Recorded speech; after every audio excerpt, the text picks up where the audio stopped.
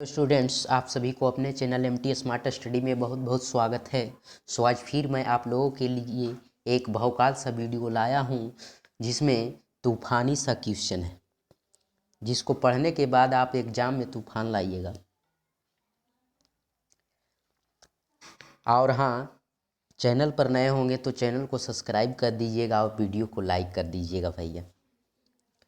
कहते हैं कि जवानी में इश्क होना लाजमी है, पर वो इश्क बुक से हो जाए तो दिल टूटने पर जख्म नहीं कैरियर बनने का पुरस्कार मिलता है। वाह वाह, क्या बात। बने रहिए वीडियो में। क्वेश्चन पे आते हैं।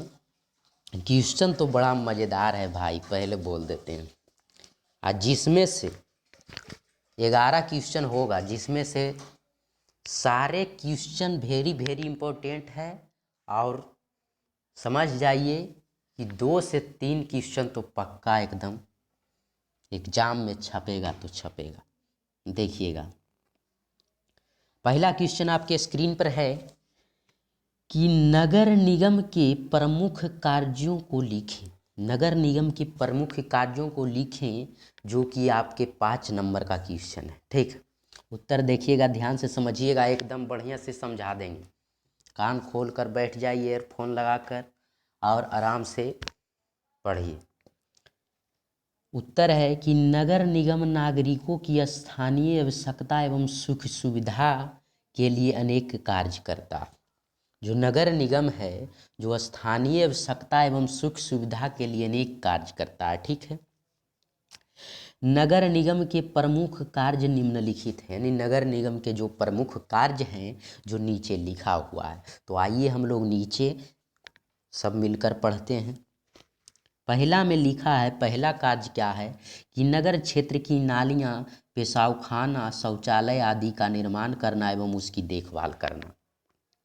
कह रहा है नगर निगम का पहला प्रमुख कार्य है कि नगर क्षेत्र की नालियों को बनाना, पेशावखाना को बनाना, शौचालय आदि का बनाना, निर्माण करना उसी, और एवं उसकी देखभाल करना। ठीक है। दूसरा काम है कि कूड़ा करकट तथा गंदगी की सफाई करना। कूड़ा करकट जिस मोहल्ला में है, गली में है, नाली में है, उसकी गंदगी को सफाई करना। ठीक है। तीसरा नंबर में है कि पीने के पानी का प्रबंध करना। पीने के पानी का भी प्रबंध करना नगर निगम के प्रमुख कार्य में से एक है। चौथा नंबर देखिएगा कि गलियों, पुलों एवं उद्यानों की सफाई करना। गलियों, पुलों एवं बाग बगीचों की सफाई करना भी नगर निगम का काम है। देखिए 5वां नंबर की मनोरंजन गृह का निर्माण करना। मनोरंजन गृह का निर्माण करना भी क्या है, नगर निगम का एक प्रमुख कार्य है। आगे देखिएगा और क्या है। 6ठा नंबर देखिएगा, आग बुझाने का प्रबंध करना। कहीं भी गलती से आग लग जाती है तो आग बुझाने का भी प्रबंध नगर निगम ही करता है। 7वां नंबर देखिएगा कि दुग्धशाला की स्थापना एवं प्रबंध करना। दुग्धशाला की स्थापना एवं प्रबंध करना इन्हीं का काम है। 8वां नंबर देखिएगा कि खतरनाक व्यापारों की रोकथाम, यानी कि खतरनाक व्यापार जो है, जो गलत काम या गलत व्यापार कर रहा है उसको रोकता है। और खतरनाक जानवरों तथा पागल कुत्तों को मारने का प्रबंध करना। जो गली मोहल्ले में खतरनाक कुत्ता है, किसी को काट ले जा रहा है और काट रहा है, मार रहा है, तो वो सब पागल सा जानवर को पकड़ने का प्रबंध करना भी इन्हीं का काम है। 9वां नंबर देखिएगा कि विभिन्न कल्याणों केंद्रों जैसे मृत केंद्र, शिशु केंद्र, वृद्धाश्रम की स्थापना एवं देखभाल करना। ठीक है। जैसे विभिन्न कल्याण का केंद्र का निर्माण करना भी, जैसे मृत केंद्र, शिशु केंद्र, वृद्धाश्रम स्थापना करना या और देखभाल करना इन्हीं का काम है। 10वां नंबर काम देखिएगा कि जन्म मृत्यु की पंजीकरण का प्रबंध करना, यानी जन्म मृत्यु प्रमाण पत्र भी बनाना है। 11वां नंबर देखिएगा कि नगर की जनगणना करना। नगर की जनगणना करना इन्हीं का काम है। 12वां नंबर देखिएगा कि नए बाज़ारों का निर्माण करना। नए नए बाज़ारों का निर्माण करना भी नगर निगम के प्रमुख कार्य में से एक है। 13वां नंबर देखिएगा नगर में बस चलवाना। सरकारी जो बस चलता है नगर निगम भी ही चलवाता है। ठीक है। तो नगर में बस चलवाना भी नगर निगम के प्रमुख कार्य है। और 14वां नंबर देखिए, शमशानों तथा कब्रिस्तानों की देखभाल करना। शमशान तथा कब्रिस्तान की देखभाल करना भी इन्हीं का काम है। 15वां नंबर काम देखिएगा, गिरह उद्योग तथा सहकारी भंडारों की स्थापना करना। गिरह उद्योग तथा सहकारी भंडारों की स्थापना करना ये भी नगर निगम का कार्य है। तो इसको बढ़िया से पढ़ लीजिएगा, बहुत ही इंपॉर्टेंट क्वेश्चन है। आगे देखिएगा, अगला क्वेश्चन है कि सूचना के अधिकार आंदोलन के मुख्य कारण क्या थे। सूचना के अधिकार के आंदोलन के मुख्य कारण क्या थे? उत्तर सुनिएगा कि सूचना के अधिकार की शुरुआत 1990 में, सूचना के अधिकार आंदोलन की शुरुआत 1990 ईस्वी में राजस्थान के एक अति से पिछड़े क्षेत्र भीम तहसील, इसको याद रखिएगा, ऑब्जेक्टिव में पूछता है कि भीम तहसील में सर्वप्रथम उठाई गई थी। ठीक है, उसके अंतर्गत ग्रामीणों ने प्रशासन से अपने वेतन एवं भुगतान के बिल उपलब्ध कराने को कहा। उसके अंतर्गत जो ग्रामीण थे वो बिल, देखिए पूरा पढ़ते हैं तो समझ में आएगा। ग्रामीणों को लग रहा था कि उन्हें दी गई मजदूरी में भारी घपला हो रहा है। ठीक है, जैसे कि मजदूर को लग रहा था कि हम जो मजदूरी कर रहे हैं उसमें भारी घपला हो रहा है, ऐसा करते हैं कि हम लोग रसीद मांगते हैं। जैसा कि ऊपर से एक मजदूर पर पैसा आ रहा है 400, नीचे दिया जा रहा है 200, तो भारी घपला हो रहा है उसकी वेतन में। तो मजदूर लोग को लगा कि घपला हो रहा है, इस प्रकार हम लोग लेते हैं, रसीद ले लेते हैं और ऊपर तक जाएंगे, रसीद रहेगा तब न जाएंगे कि हमको 200 रुपया दिया जा रहा था इतना खटवाने के बाद, और ऊपर से आ रहा था 400। ठीक है, बात का मतलब कहा जा रहा है। अगला क्वेश्चन देखिएगा, अगला है कि किन्हीं दो प्रावधानों का जिक्र करें जो भारत को धर्मनिरपेक्ष देश बनाता है। इससे ऑब्जेक्टिव बनता है कि भारत कौन सा देश है, धर्म सापेक्ष या धर्मनिरपेक्ष। ऑब्जेक्टिव आता भी है तो आप लोग क्या कहिएगा, धर्म निरपेक्ष है। उत्तर देखिएगा कि जिक्र करे कर रहा है दो कारण के जो धर्मनिरपेक्ष बताता है। ठीक है, उत्तर सुनिएगा कि हमारे संविधान में धर्मनिरपेक्ष समाज की स्थापना हेतु निम्न प्रावधान किए गए हैं। हमारे जो संविधान बनाए हैं बाबा साहेब भीमराव अम्बेडकर में, उन्होंने धर्मनिरपेक्ष समाज की स्थापना हेतु निम्न प्रावधान किए हैं। जैसे पहला नंबर है कि भारत में किसी भी धर्म को राजकीय धर्म के रूप में स्वीकार नहीं किया गया है। जैसे कई सारे राज्य होते हैं जिसमें एक अलग धर्म, मतलब अपना अपना धर्म, एक ऐसा धर्म होता है जिसको मतलब राजकीय धर्म बताता है। ठीक है, ऐसा भारत में नहीं है, भारत में सब धर्म बराबर है। ठीक है, जैसे कि श्रीलंका में बौद्ध धर्म को राजकीय धर्म बनाता है, मतलब विशेष दर्जा देता है। पाकिस्तान में इस्लाम धर्म को और ब्रिटेन में ईसाई धर्म को दर्जा दिया गया है। किंतु भारत में संविधान किसी धर्म को विशेष दर्जा नहीं देता है। भारत ऐसा देश है जो कि किसी भी धर्म को राजकीय धर्म या विशेष दर्जा नहीं देता है। दूसरा कारण देखिएगा कि संविधान में हर नागरिक को स्वतंत्रता दी गई है, यानी कि संविधान जो लिखे हैं बाबा साहेब भीमराव अम्बेडकर, भारत की संविधान, तो इसमें हर एक व्यक्ति को स्वतंत्र होने की मतलब स्वतंत्र नागरिक की दी गई है। अपने विश्वास से वह किसी धर्म को अंगीकार कर सकता है, यानी कि अपना मन है तो आप किसी भी धर्म को अपना सकते हैं, किसी भी धर्म को छोड़ सकते हैं। इस आधार पर उसे किसी भी अवसर से वंचित नहीं किया जा सकता है। यानी कि इस मतलब कि आप बनना चाहते हैं, जैसे मुसलमान हैं, आप हिंदू बनना चाहते हैं तो आपको कोई रोक नहीं सकता है, आप बन सकते हैं, है कि नहीं। आप हिंदू हैं तो मुसलमान बनना चाहते हैं तो आप बन सकते हैं, कोई भी रोक रुकावट नहीं है, कोई अभी आपसे अवसर नहीं छीनेगा। ठीक है, आप लोग अच्छी तरह से क्वेश्चन को समझ गए होंगे। अगला क्वेश्चन में चलते हैं। अगला क्वेश्चन है कि आतंकवाद लोकतंत्र की चुनौती है। आतंकवाद तो लोकतंत्र की चुनौती है ही है भाई साहब। अब कैसे है, पूछ रहा है कैसे है, तो देखिएगा उत्तर कि आतंकवाद के कारण शांति भंग हो जाती है। आप लोग समझिए कि कहीं परिवार, गांव, टोला, मोहल्ला शांति से रह रहा है, अपने परिवार के साथ मतलब उन्नति पर चढ़ रहा है, अब वहाँ कुछ बम उम छोड़ देगा आतंकवादी सब, तो क्या होगा, शांति भंग हो जाएगा। अब लूटपाट करेगा, वहाँ कब्जा कर लेगा। आतंकवाद का क्या काम है? ये सब ना मार धार करेगा, किडनैप कर लेगा तो शांति भंग हो जाता है, ठीक है। विकास दर रुक जाती है। अब जो विकास हो रहा था वो रुक जाएगा, ठीक है। अब देश में अराजकता की स्थिति उत्पन्न हो जाएगी, मतलब कि देश में पूरा एकदम माहौल खराब हो जाएगा, अराजकता की उत्पन्न हो जाती है।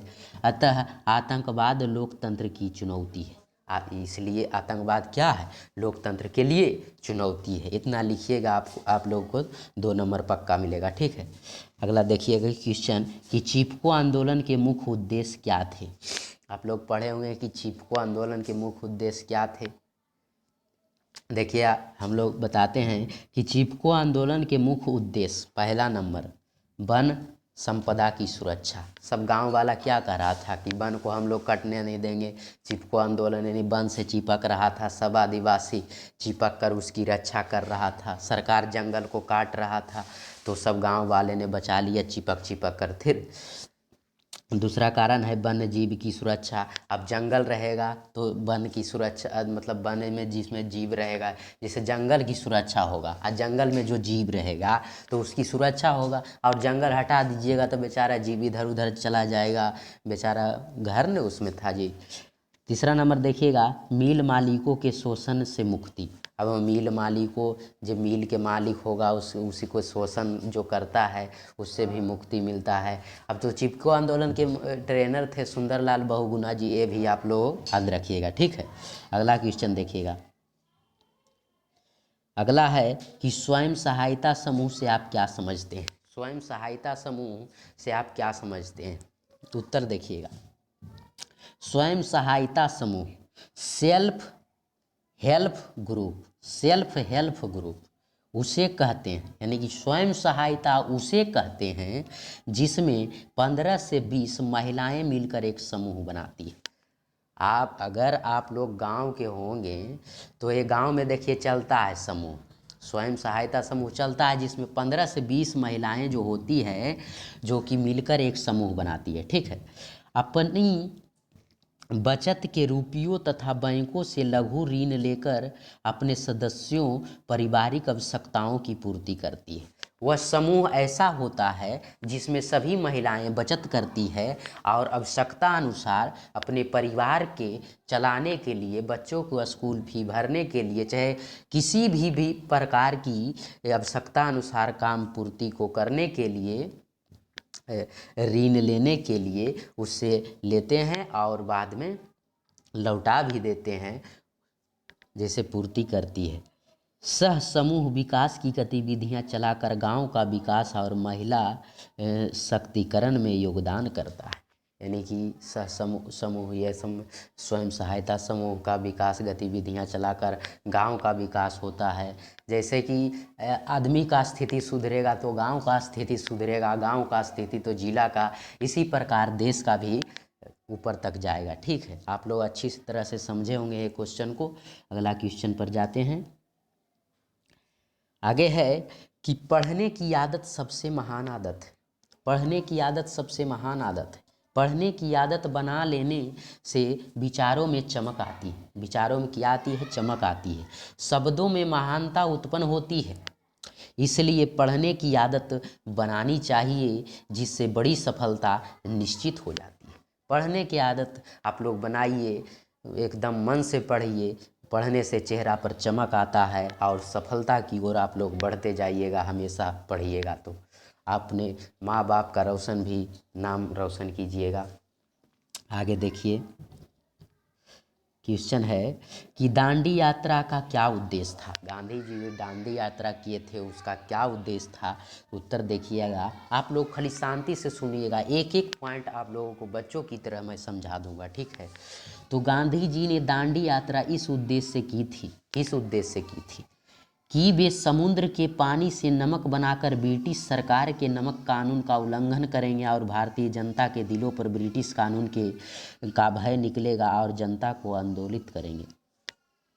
गांधी जी इसलिए दांडी यात्रा किए थे क्योंकि समुद्र के पानी से जो नमक बनता था, नमक अंग्रेज जो नमक भारत वाले को बनाने कहता था और उस पर टैक्स भी लेता था। ठीक है, तो गांधी जी ने दांडी यात्रा में ऐसा किए कि गांधी जी ने सोचे कि हम समुद्र के पानी से नमक बनाएंगे और जो ब्रिटिश सरकारी के नमक कानून है उसको उल्लंघन कर देंगे, यानी हटा देंगे। जब हम अपने बनाइए लेंगे तो उसका आवश्यकता क्या है, और उसका कानून भी तोड़ देंगे और सभी भारतीयों के दिलों पर राज करेंगे, मतलब सभी को स्वतंत्र करेंगे इस नमक कानून से, और कोई उद्देश्य नहीं था, आंदोलित करेंगे। ठीक है, अगला क्वेश्चन देखिएगा कि परंपरागत और गैर परंपरागत स्रोतों का अंतर कीजिए, अंतर बताइए। ठीक है, उत्तर देखिएगा कि परंपरागत ऊर्जा जैसे लकड़ी, कोयला, पेट्रोलियम अनवीकरणीय ऊर्जा के स्रोत। जैसे कि परंपरागत ऊर्जा यानी परंपरागत जैसे लकड़ी, कोयला तथा पेट्रोलियम अनवीकरणीय, यानी कि ये सब समाप्त हो जाता है। ठीक है, जैसे लकड़ी रहेगा, पेड़ पौधा जैसे जैसे जंगल ख़त्म हो जाएगा समाप्त हो जाएगा, कोयला रहेगा समाप्त हो जाएगा, पेट्रोलियम नहीं रहेगा समाप्त हो जाएगा। ये सब परंपरागत है, जो समाप्त हो गया वो परंपरागत है। ठीक है, अनवीकरणीय है, ये समाप्त होने वाले हैं। परंतु गैर परंपरागत ऊर्जा जैसे सौर प्रकाश हो गया, पवन हो गया, परमाणु नवीकरणीय ऊर्जा अक्षय ऊर्जा के स्रोत है। अब गैर परंपरागत है जैसे जल है, हवा है, सूर्य प्रकाश है, ये सब खत्म होगा, नहीं होगा ख़त्म। तो अंतर देख सकते हैं कि जो परंपरागत ख़त्म हो जाता है और गैर परंपरागत क्या होता है, हमेशा के लिए ख़त्म नहीं होता है। ठीक है, अगला क्वेश्चन देखिएगा। अगला है कि भारतीय नदियों के प्रदूषण के कारणों का वर्णन करें। भारत के जो नदियाँ हैं जो प्रदूषित होते जा रही है, कैसे मतलब पूरा गंदा होते जा रही है, उत्तर दीजिए क्यों होते जा रही है, मतलब कारण दीजिए। ठीक है, उत्तर देखिए कि भारत की नदियों के प्रदूषण के कारण निम्नलिखित है, यानी कि भारत के नदी जो प्रदूषित हो रही है उसके कारण निम्नलिखित है। पहला नंबर है कि शहरों में बढ़ती आबादी और जीवन शैली, यानी कि शहर में आबादी बढ़ेगा तो आबादी जब बढ़ेगा तो गंदगी बढ़ेगा, है न। इतना तो दिमाग है कि आबादी बढ़ेगा तो गंदगी तो ज़रूर बढ़ेगा, इतना आप लोग दिमाग लगा सकते हैं। दूसरा बात है कि बहित मल जल का नदियों में निस्तारण, यानी कि जो आबादी बढ़ेगा, बहित मल है, नली नाला सब नदी में फेंक रहा है, कचड़ा चचड़ा सब जितना भी मतलब कंपनी खोल रहा है सब केमिकल नदी में बहा दिया जा रहा है, तो नदी गंदा होगा कि साफ होगा, बताइए आप लोग। तीसरा है कि धार्मिक अनुष्ठान एवं अंधविश्वास, यानी कि धार्मिक अनुष्ठान किया जाता है, अंधविश्वास किया जाता है, ये सब में भी मतलब पूरा अंधविश्वास, जैसे कुछ करवा दीजिएगा, वटका टटका है वो उसमें फेंकवा दीजिएगा, यही सब होता है। और चौथा देखिएगा औद्योगिक अपशिष्टों का नदियों में निस्तारण, यानी कि कई सारे कंपनियां खोलता है और उसके जितना भी मतलब केमिकल होता है सब नदी में बहा दिया जाता है, तो नदी गंदा ही नहीं होगा। 5 नंबर देखिएगा शवों का विसर्जन, जो लाश होता है उसमें फेंक देता है, ऐसे कुछ जला के भी फेंकेगा तो गंदा ही होगा, और ऐसे ही फेंक देता है कितना। आगे देखिएगा अगला क्वेश्चन कि पर्यावरण के लिए वन क्यों महत्वपूर्ण है। पर्यावरण के लिए वन क्यों महत्वपूर्ण है, बहुत ही इम्पोर्टेंट क्वेश्चन है, इसको आराम से समझिएगा। उत्तर है कि वन पृथ्वी की सुरक्षा कवच। वाह, वन क्या है, पृथ्वी की सुरक्षा कवच है। यह न केवल संसाधन होता है, यह केवल संसाधन नहीं है बल्कि पारिस्थितिक तंत्र के निर्माण में महत्वपूर्ण घटक है। यह केवल संसाधन नहीं है बल्कि पारिस्थितिक तंत्र के निर्माण में महत्वपूर्ण घटक है। वह मृदा कटाव को रोकने के साथ साथ पर्यावरण में कार्बन डाइऑक्साइड की मात्रा को घटाता है। कह रहा है जो मिट्टी को जैसे कि नहीं समझ रहे हैं कि बाढ़ आ गया, अगर पेड़ है जहाँ पर 10 ठो पेड़ है वहाँ के मिट्टी कम कटेगा, यानी कि बाढ़ कम मिट्टी को दहा कर ले जाएगा जहाँ पेड़ रहेगा, क्योंकि पेड़ के जड़ मिट्टी को जकड़ कर रखता है और मिट्टी को कटने से बचाता है। ठीक है, और जो कार्बन डाइऑक्साइड वायुमंडल में फैलेगा, पर्यावरण में फैलेगा, उसको रोकता है और बदले में क्या है कि ऑक्सीजन छोड़ता है, ऑक्सीजन देता है हम लोगों को। तो पर्यावरण में कार्बन डाइऑक्साइड की मात्रा को घटाते हुए जीवदायी ऑक्सीजन की मात्रा बढ़ाता है, यानी ऑक्सीजन की मात्रा बढ़ाता है। यह भूमिगत जल स्तर को बढ़ाने के साथ ही वर्षा की उत्पादकता की भी बढ़ाता है। जैसे कि वन रहता है तभी वर्षा होता है, ये लोग आप जानते होंगे, तो इसको अच्छी तरह से समझ गए होंगे। अगला क्वेश्चन चलते हैं। अगला है कि वस्तु विनिमय प्रणाली को परिभाषित कीजिए। वस्तु विनिमय प्रणाली क्या है? बहुत ही मज़ेदार क्वेश्चन है। उत्तर देखिएगा कि वस्तु विनिमय प्रणाली के तहत ज़रूरत की वस्तुएं वस्तुओं के बदले में प्राप्त की जाती है। जैसे वस्तु विनिमय प्रणाली कुछ नहीं है, इसको एकदम मज़े से समझिए। जैसे दो आदमी हैं, इसके पास आटा है और उसके पास चावल है, तो इसको एक कटोरा चावल दे दिया, इसको उसको दे दिया एक कटोरा आटा दे दिया। इसी को वस्तु विनिमय प्रणाली कहते हैं। ठीक है, वस्तु के द्वारा बदला जाना। ठीक है, किसी एक वस्तु के इच्छित वस्तु के साथ बौर मुद्रा में प्रत्यक्ष रूप से लेन देन वस्तु विनिमय प्रणाली कहलाती है। सेम वही बात है कि नहीं, कि एक वस्तु से इच्छा अनुसार नाप से उसको दे दीजिए, गेहूँ दे दीजिए, आपका अनुसार है। जैसे आपका आवश्यक है कि हमको आटा लेना था, मेरे पास आटा नहीं है, उसके पास आटा है, तो हम आटा उससे ले लेते हैं, और उसके पास चावल नहीं है तो हम उससे चावल दे देते हैं। ठीक है, जैसे चावल, धान, गेहूँ, नमक, तेल, ज़रूरत के अन्य सामान, यहाँ तक कपड़ों को भी प्राप्त किया जाता है। यहाँ तक कपड़ा भी इसमें भी वस्तु विनिमय प्रणाली में भी होता है। इस प्रणाली द्वारा ज़रूरत की वस्तुओं को प्राप्त करने में अनेक कठिनाइयाँ होती है। काफ़ी पहले से प्रचलित यह प्रणाली अब भी अनेक देहातों में मौजूद है। यानी कि ये जैसे इसमें कठिनाइयाँ होती है कि नाप के देना पड़ता है। जैसे कि कोई कपड़ा दे दिया, ये चावल दे दिया, तब कितना कपड़ा का कितना चावल देना चाहिए, इसीलिए कठिनाइयाँ होता है। लेकिन काफ़ी पहले से प्रचलित, यानी पहले से भी प्रचलित है, लेकिन अब भी अनेक देहातों में मौजूद है ये सब। ठीक है, देहात में, शहर में भी होता है कुछ कुछ। आगे देखिए, अगला क्वेश्चन है कि भारत की दो नकदी एवं दो रेशेदार फसलों के नाम बताइए। आप लोग बताइएगा कि नकदी फसल कौन है, तो चाय कॉफ़ी है। रेशेदार फसल कौन है, तो कपास जूट है। ये सब आप लोग बता दीजिएगा। नकदी फसल जो मतलब उपजाए, नगद पैसा ले लिए बेच कर, उसे नकदी फसल। रेशेदार फसल तो जानवे जूट कपास है।